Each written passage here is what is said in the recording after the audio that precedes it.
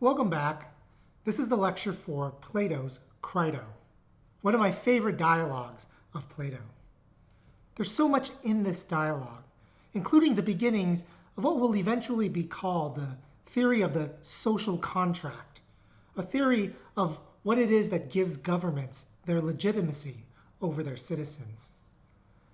There's an extensive discussion of the morality of self-defense, and it's really couched in terms of the central issue, which is when a state perpetuates an injustice on an individual, its own citizens, what kind of responses by that individual are themselves unjust?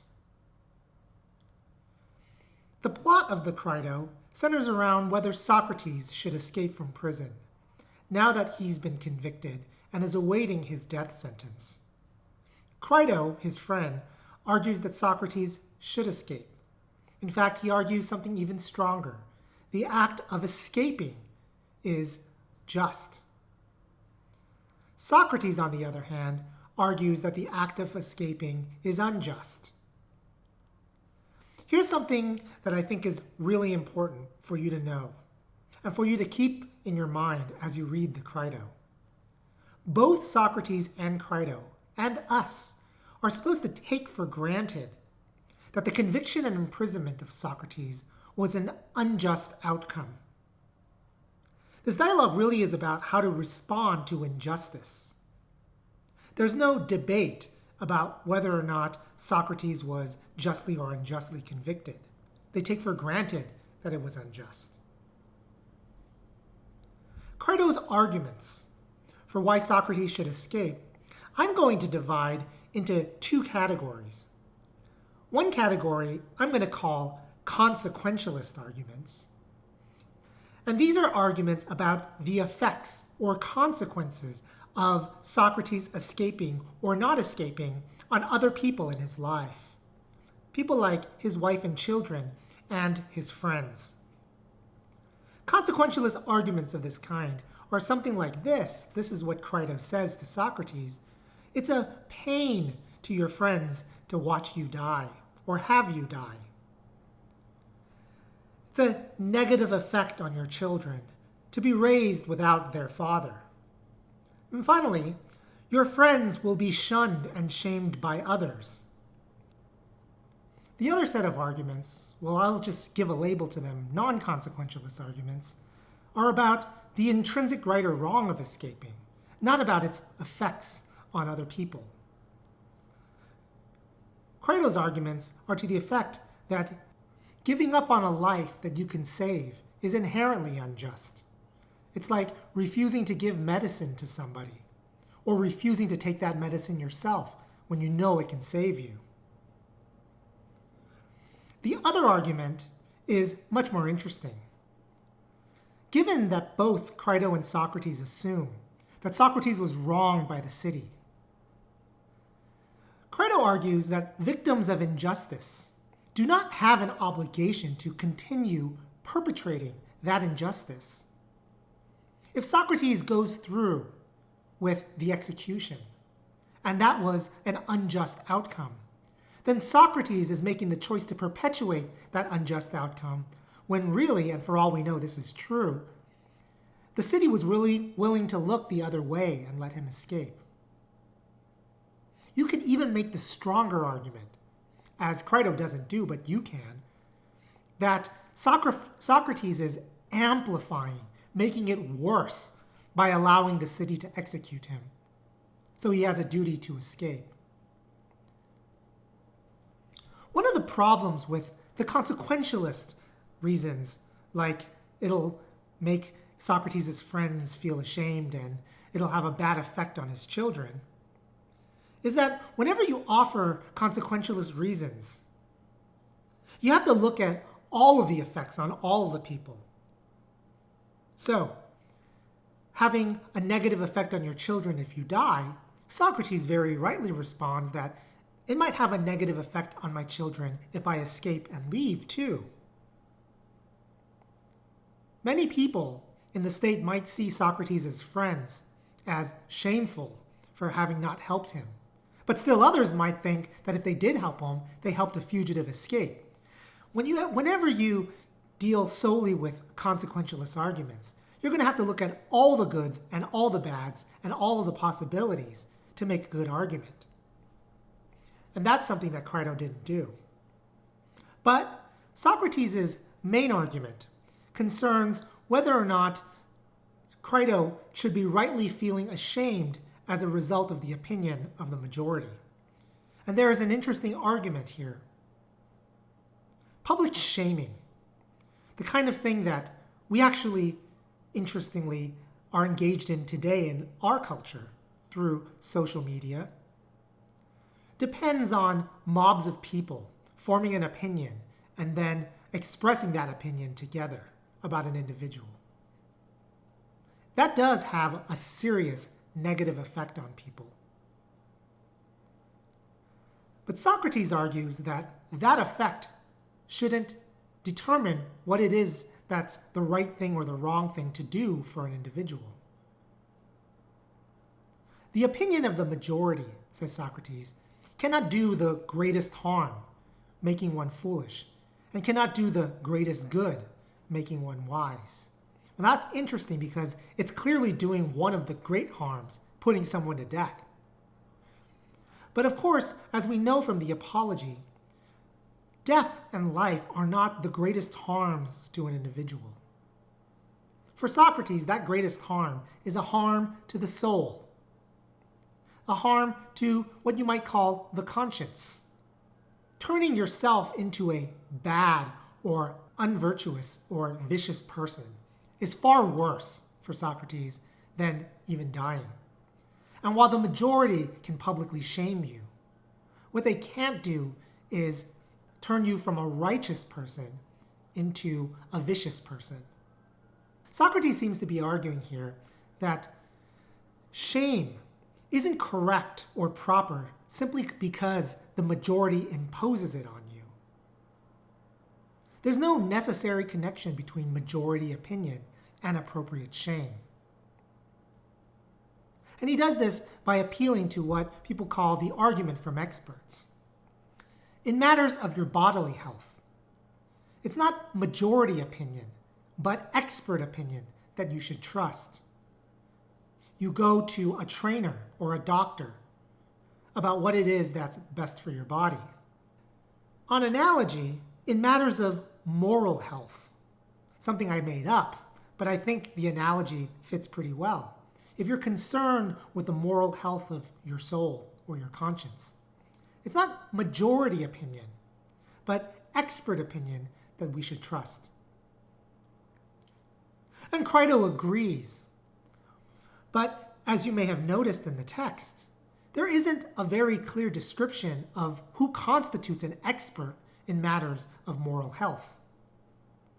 It's open to interpretation, and I welcome you at this moment to think a little bit about who Socrates intends to be the expert in matters of moral health in the text.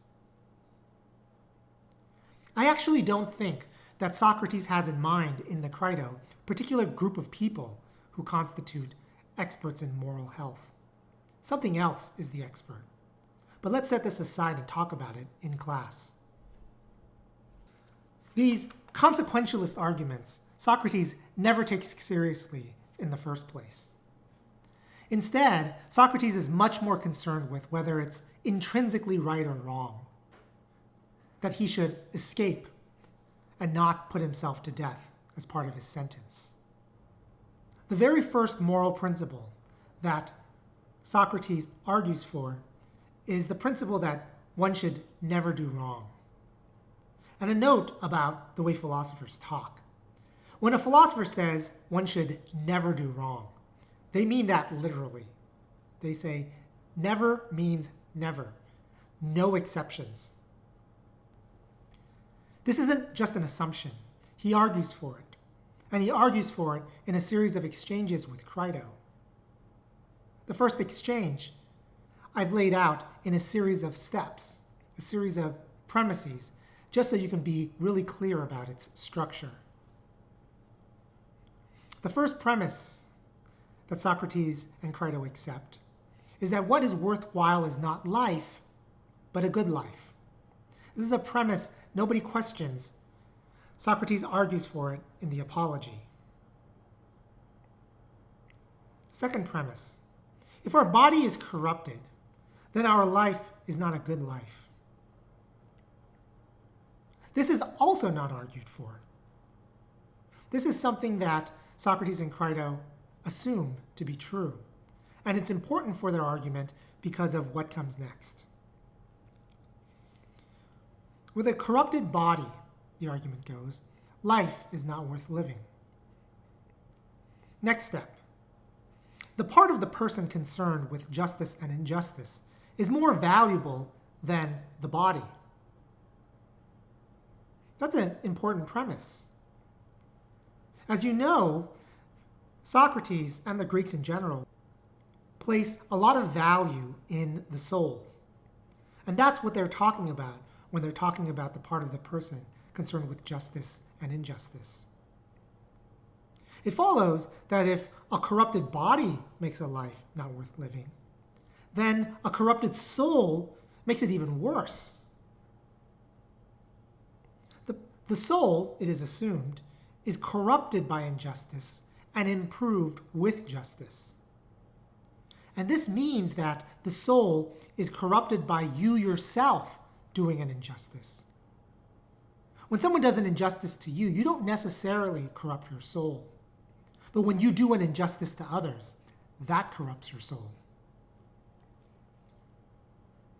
So if we commit injustice, we're corrupting our soul and thereby making our life not worth living.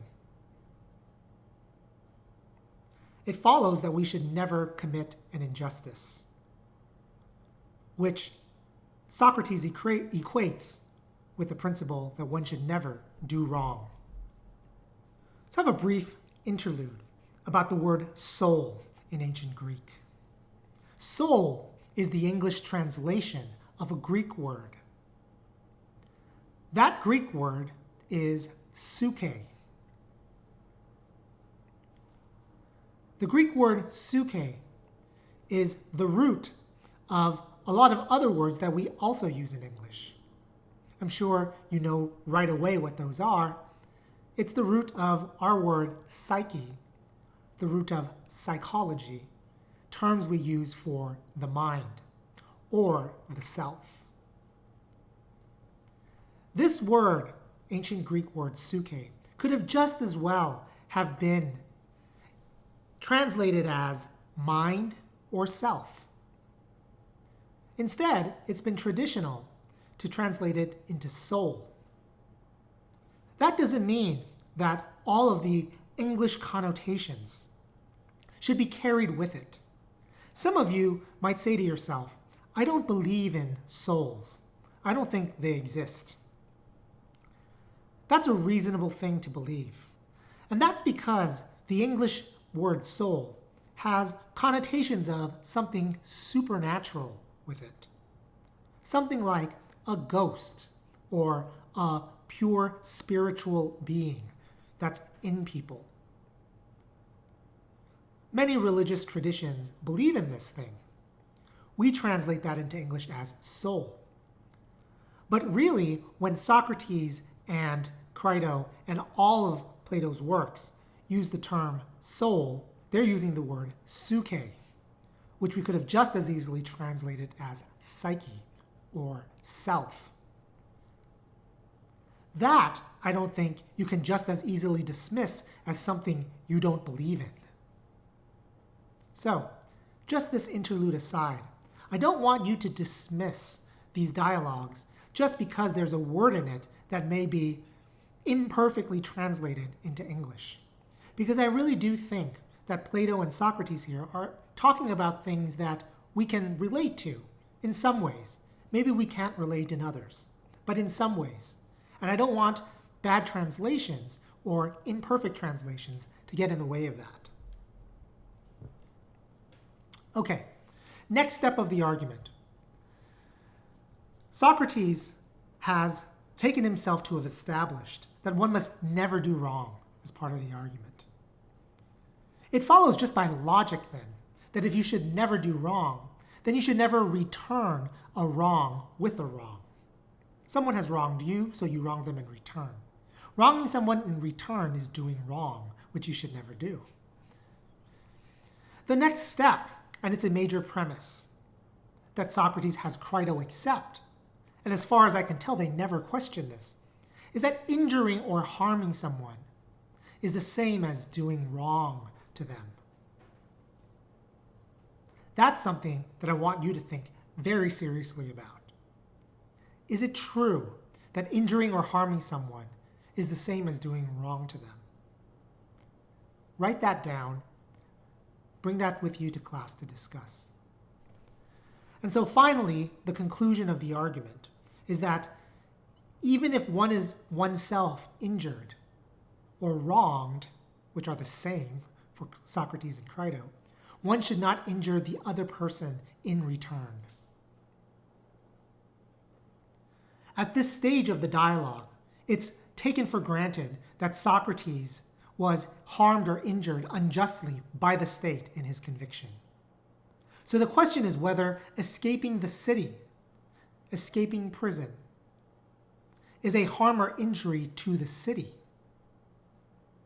If it is, then Socrates has already argued enough that he shouldn't do it, because he should never do anything that's wrong or injurious to anyone, even the city.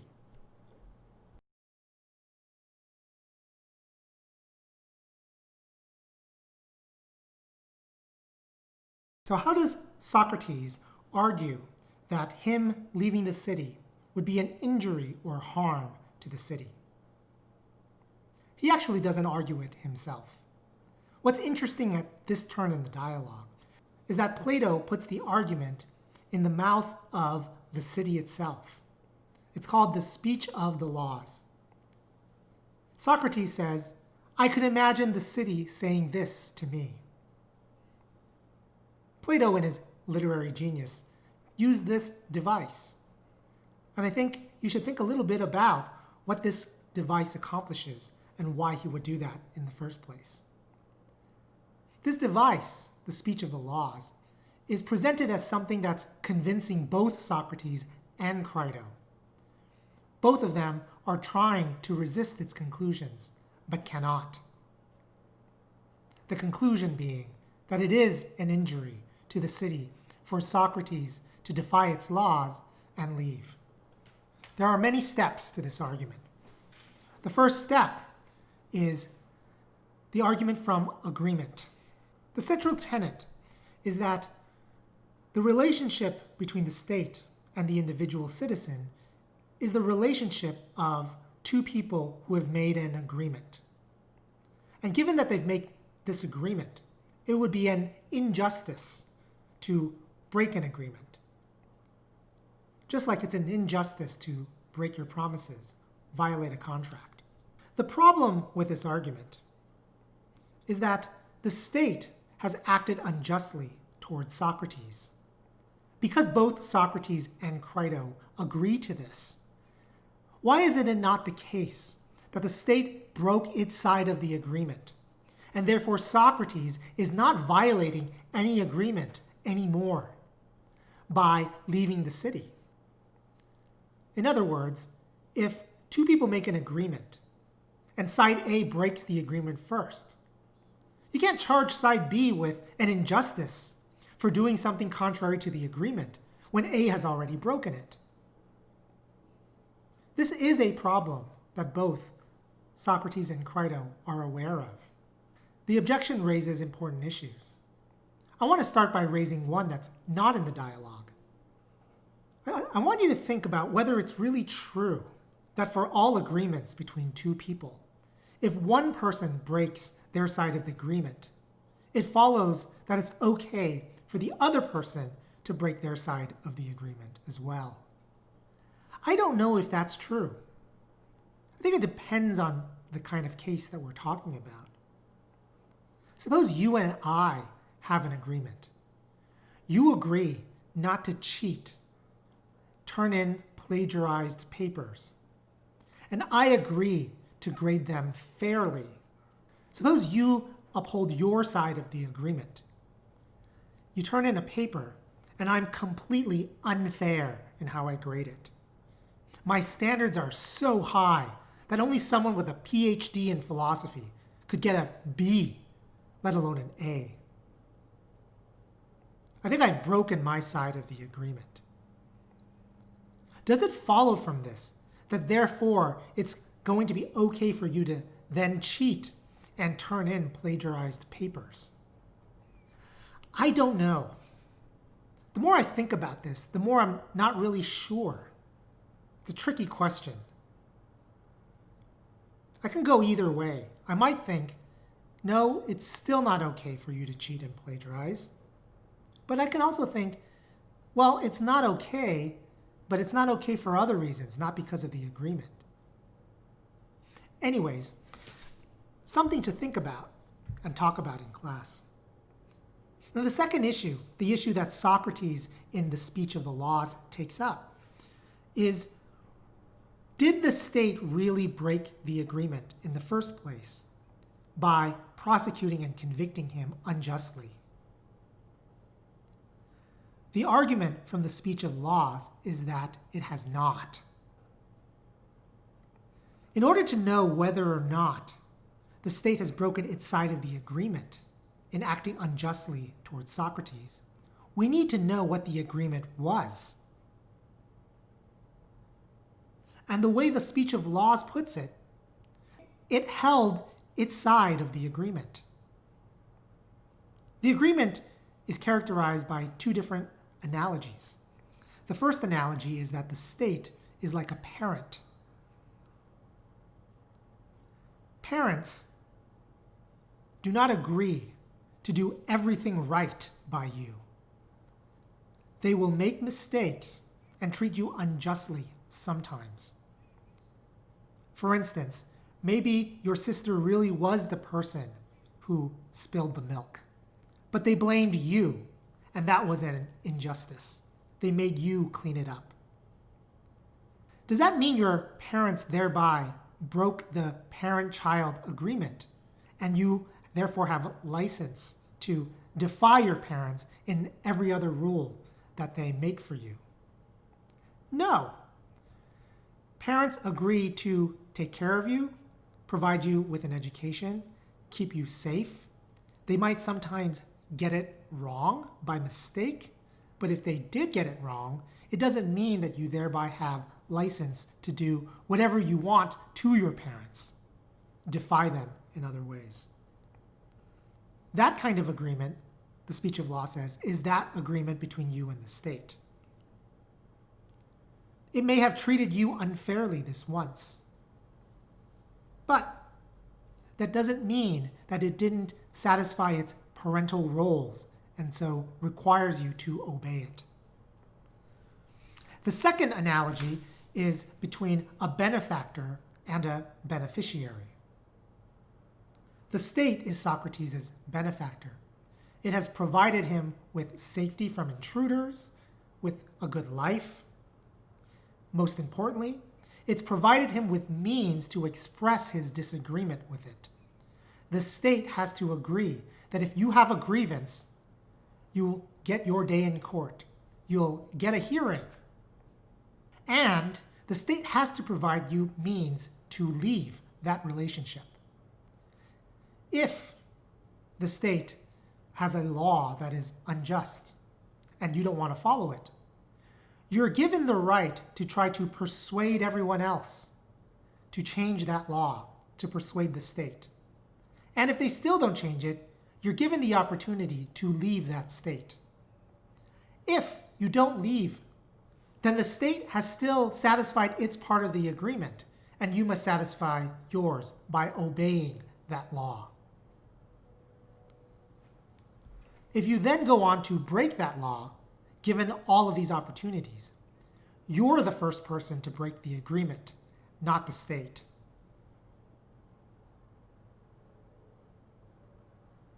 The most important feature of the Speech of Laws is that it's claiming that the state, in treating Socrates unjustly, didn't break its side of the bargain. and in doing so, characterizes what the bargain is supposed to be.